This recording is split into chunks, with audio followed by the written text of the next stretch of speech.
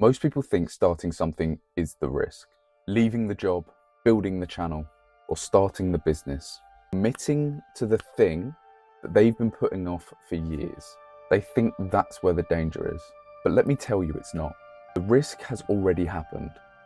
The moment that you decided to stay comfortable, you already lost what you could have built. You are not protecting anything. You're paying a price that you cannot see yet. Here's the line that I keep coming back to. Trading a life you don't enjoy for a life that you'd love. That isn't a trade, that's a discount. A trade implies that you're giving something up. But if you don't enjoy the life already, then what are you really giving up? You're not sacrificing comfort, you're sacrificing discomfort for something better. That's not a risk. That's the most obvious decision that you will ever make if you actually see it clearly. The problem is most people can't see it clearly because the comfortable life isn't painful enough to leave. It's just fine. It's good enough, manageable. And manageable is the most dangerous place that you can be because it never hurts enough to force a decision. You don't leave manageable. You stay there quietly, year after year, then you look back and realize what it's cost. You realize that the cost of staying was higher than the cost of leaving. People talk about the cost of failure, but nobody talks about the cost of not trying. That cost is real. It's just invisible, which makes it far easier to ignore. I knew years ago that I'd have to start making social media content to build my social media presence. I knew it. It wasn't a question of whether, it was a question of when. I could see where things were going.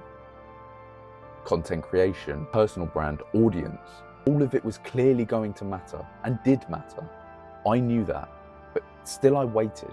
I can't tell you why exactly. Probably some combination of it not feeling urgent, not knowing where to start, and quietly hoping I could figure out some sort of shortcut that didn't involve showing up on camera for months with no results. But there is no shortcut. And every month that I waited was a month of compounding that I didn't get. I started this channel 6 months ago now. Right now I'm building from scratch. From 0 subscribers, 0 watch hours, 0 reputation, learning everything in real time. If I started 2 years ago, I wouldn't be at 0, would I? I would have had 2 years of learning, 2 years of audience building, 2 years of mistakes already made and corrected. That's what inaction costs. Not a dramatic failure, not a public disaster, just time, quietly disappearing while you wait for the right moment that never actually comes. So the question is, why don't people start? And it's not from laziness. Most people I know who are stuck aren't lazy. They work hard at their jobs. They manage their lives. They're not sitting around doing nothing. And it's not capability either. Most people have more than enough to start.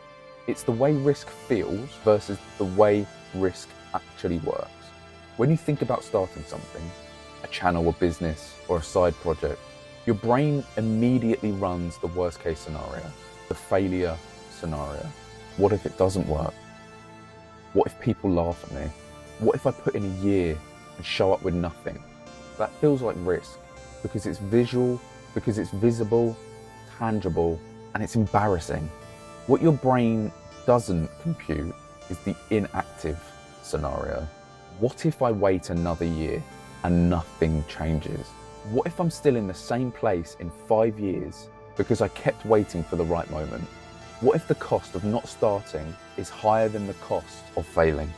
That doesn't feel like risk because nothing visibly bad happens.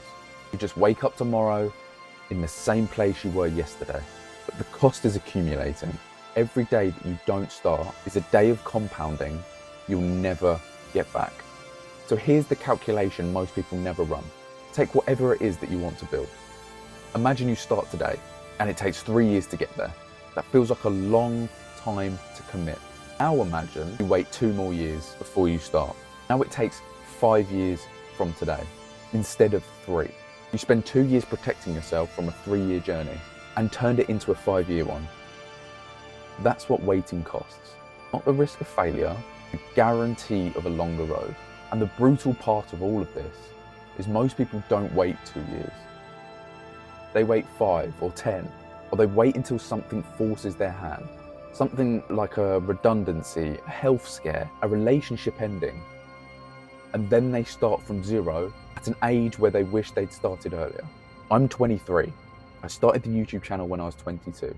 When I'm 32, I'll have 10 years of this behind me. If I had waited until I was 30, which is exactly what I was on track to do, I'd have 2 years instead of 10. That's not a risk calculation. It's just maths. The most dangerous version of this isn't the person who's miserable and does nothing.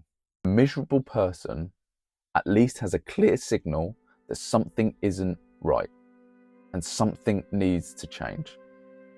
The most dangerous version is the person whose life is fine. Their job is good enough. A decent money, manageable routine, nothing to complain about. But there's also not much to celebrate, just sustainable mediocrity. That person has no alarm going off, no crisis forcing a decision, no pain strong enough to override the comfort of staying put. And so they stay. Not because they've chosen this life consciously, but because leaving would require admitting that fine wasn't good enough. And that's an uncomfortable thing to admit when you've spent years building a life around it. I've been that person. I am that person. Night shifts aren't unbearable. The money is okay. The routine is manageable. But manageable isn't what I'm building towards. And every day I spend comfortable is a day I'm not building the thing that gets me out. That's the trap. Not suffering, comfort. Now, I want to be clear about something. Starting doesn't mean burning everything down. It doesn't mean quitting your job tomorrow, maxing out your credit card, and betting everything on an idea that probably won't work. Starting means doing the thing, whatever the thing is, alongside the life that you already have. Smaller than you want and slower than you want, with less certainty than you're comfortable with. It means posting the first video when you have 0 subscribers, sending the first email when you have 0 clients, showing up on day 1 when you have no evidence it's going to work. Because here is what I know after doing 6 months of this. The evidence doesn't come before the start. It comes after. You don't get proof that it'll work and then begin. You begin and then slowly, imperfectly, the proof starts to arrive. The views, the subscribers, the first person who messages saying your content changed something for them. None of that exists before you start. All of it is impossible until you do. You're not risking anything by starting. You already wasted the time that you were waiting. That's gone. The cost has already been paid. The only question now is whether you keep paying it. Trading a life you don't enjoy for a life that you would love. That's not a trade. It's a discount. Not right now, not the right moment, not the right idea, not the right amount of confidence or experience or money. Just the decision. If you enjoyed this episode, please leave a like, subscribe, and leave your thoughts in the comments below. Episode 5 is coming next week.